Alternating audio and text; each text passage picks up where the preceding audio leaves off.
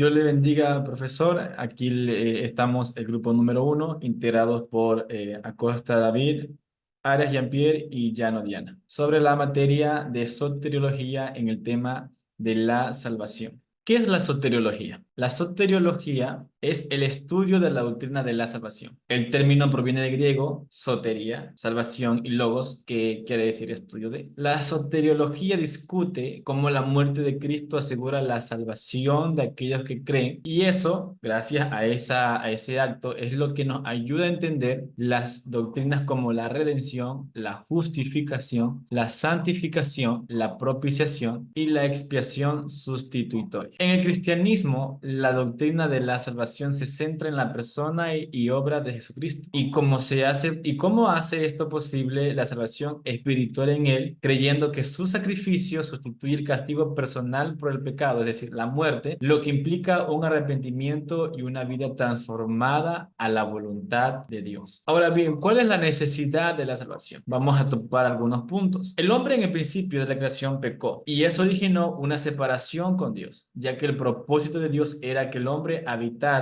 y que sea eterno, según nos dice Génesis capítulo 2, 4 al 24. Romanos 5, 12, 21 nos narra de una manera más, como se puede decir, más implícita, que por un hombre entró el pecado al mundo, y eso pasó a todo hombre, y como consecuencia del pecado merecemos la muerte. Pero así como por un hombre entró el pecado, también por un hombre, en este caso Jesús, que como lo hemos visto en las clases, pues 100% Dios, 100% hombre. Y gracias a su obra, que ya veremos más adelante, entró la salvación. Nadie podía salvarse a sí mismo, peor aún a los demás. Por eso Dios mandó a su Hijo para que muriese por toda la humanidad, y así todos fuesen salvos. Lo vemos en esa demostración de amor en el Evangelio de Juan capítulo 3, 16, pero también nos habla en el versículo 17 que el que no cree en Jesús ya era condenado. Entonces, para poder salvarse, para poder llegar a la salvación, teníamos y tenemos que creer en Jesús. En Salmos 49, 7 dice que para que el hombre tuviera ese acceso a Dios, nada de lo que hiciese era suficiente, nada. Entonces, por eso fue la razón en la que solamente Jesús, en este caso Dios, cumplía con los requisitos expiatorios para poder hacerlo posible. Él vino por rescate de los hombres, según Marcos capítulo 10, 45, donde nos dice que Él vino a rescatar. Por medio de la muerte y la resurrección de Jesús, el hombre pudo ser justificado, redimido, santificado ante Dios, y ahora esa separación que hubo en el principio por el pecado original ya no existiría, porque ahora esa separación era borrada porque los pecados, la culpa, el castigo era borrado por lo que hizo Jesús,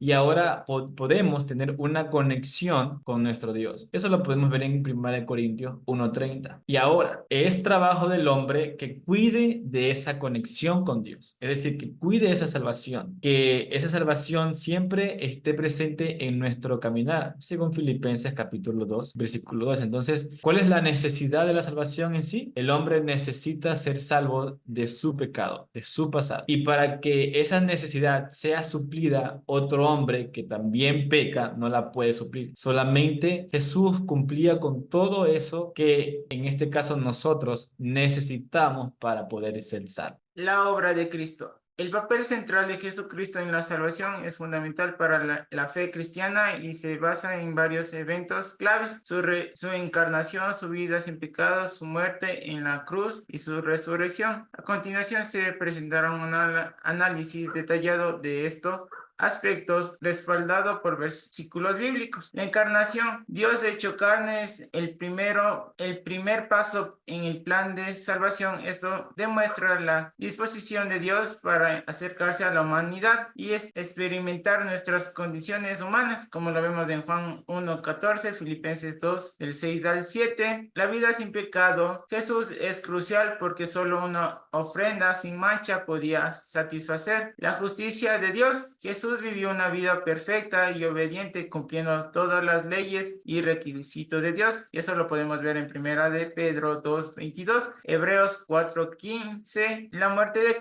en la cruz es el pacto culminante de su misión en la tierra. Su sacrificio fue el pago por nuestros pecados, ofreciendo redención a través de su sangre derramada y redentora. Isaías 53:5 y Primera de Pedro. Su resurrección. Jesús es fundamental de la esperanza cristiana. Es la prueba de su divinidad y la garantía de nuestra resurrección futura. La resurrección demuestra que Jesús venció la muerte y abrió el camino a la vida eterna para todos los que creen en él. Esto lo vemos en 1 Corintios 15:3-4 y Romanos 6:9. Su redención es el acto de rescatar a la humanidad del pecado y de la condenación eterna. Jesucristo es mediador entre Dios y el hombre, y su obra redentora es la base de nuestra reconciliación con Dios. Lo vemos en Romanos 3, del 24 al 25, Efesios del 1 al 7.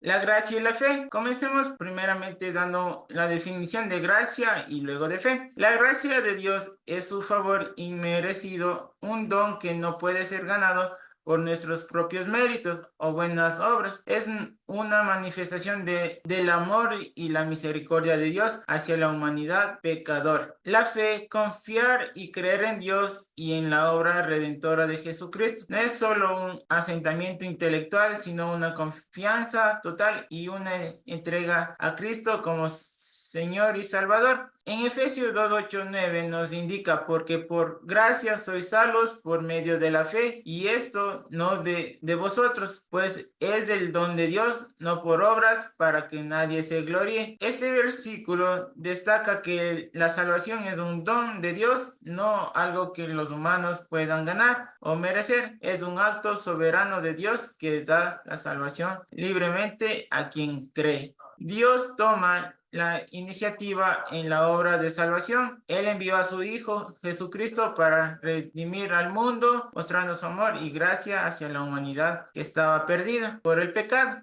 Juan 3:16 nos dice: porque de la manera amó Dios al mundo, que ha dado su Hijo unigénito, para que todo en él crea no se pierda, mas tenga vida eterna. La salvación es un regalo inmerecido de Dios, otorgado por su gracia. La fe es la respuesta humana necesaria para recibir ese regalo. La gracia de Dios se manifiesta en el envío de su Hijo unigénito, Jesucristo, para redimir a la humanidad, y a través de la fe los creyentes aceptan y confían en la obra redentora de Cristo. Es este proceso donde la gracia, Dios y la fe humana interactúan, asegurando la salvación y la establece una relación íntima con Dios y el hombre. Yo les voy a hablar acerca de la seguridad de la salvación. Es la convicción de los creyentes: una vez salvados, están seguros en la gracia de Dios y no pueden perder su salvación. Esta creencia está fundamentada en varias promesas bíblicas que destacan la fidelidad de Dios y su poder para preservar a los suyos. Como apoyo bíblico tenemos Juan 10, del 28 al 29. Nos dice: y yo les doy vida eterna, y no permanecerán jamás, ni nada ni nadie arrebatará de mi mano. Mi Padre me la dio, es mayor que todos y no puede arrebatar de la mano de mi Padre. Nos hace referencia respecto a la confianza en la fidelidad de Dios, es decir, que los creyentes pueden confiar en la fidelidad de Dios para mantener en su gracia, porque Dios es inmutable y sus promesas son seguras. La salvación no depende de los méritos humanos, sino de la obra perfecta de Cristo. El Espíritu Santo habita en los creyentes, asegurándoles y guiándolos en la verdad. Ahora voy a hablarles acerca del llamado a la misión. Esta es la responsabilidad de los creyentes de compartir el mensaje de salvación con otros y vivir una vida que refleje el amor de Cristo. Esta misión se basa en el mandato de Jesús, conocido como la Gran Comisión. Nos habla en el pasaje de Mateo 28, del 19 al 20. Por lo tanto, id y haced discípulos a todas las naciones, bautizándolos en nombre del Padre y el Hijo y del Espíritu Santo, enseñándoles que guarden todas las cosas que os he mandado, y aquí yo estoy con vosotros todos los días hasta el fin del mundo. Esto permite que como creyentes podamos tener responsabilidad respecto de la evangelización, es decir, compartir el evangelio y testificar sobre la salvación en Cristo, enseñar y guiar a nuevos creyentes en su crecimiento espiritual y vivir de manera que refleje el amor, la santidad y la gracia de Dios, atrayendo a otros hacia Cristo. Voy a hablarles acerca de la reflexión del amor de Cristo. Juan, en el capítulo 13, del 34 al 35, nos dice: un mandamiento nuevo os doy, que os améis unos a otros como yo los he amado, que también os améis unos a otros. En esto conocerán todo lo que sois mis discípulos, si tenéis amor los unos por los otros. Conclusión: la soteriología y la seguridad de la salvación y el llamado a la misión son pilares fundamentales en la teología cristiana. Entender la obra redentora de Cristo y confiar en la fidelidad de Dios proporciona a los creyentes una base firme para su fe. Esto impulsa a los cristianos a compartir el evangelio y vivir vidas que reflejen el amor de Cristo, cumpliendo así un mandato de hacer discípulos de todas las naciones. Al final, la teología cristiana no solo se trata de compartir y tratar de comprender a Dios y su obra, sino también de responder con gratitud y acción, proclamando su amor y su verdad al mundo entero. Gracias.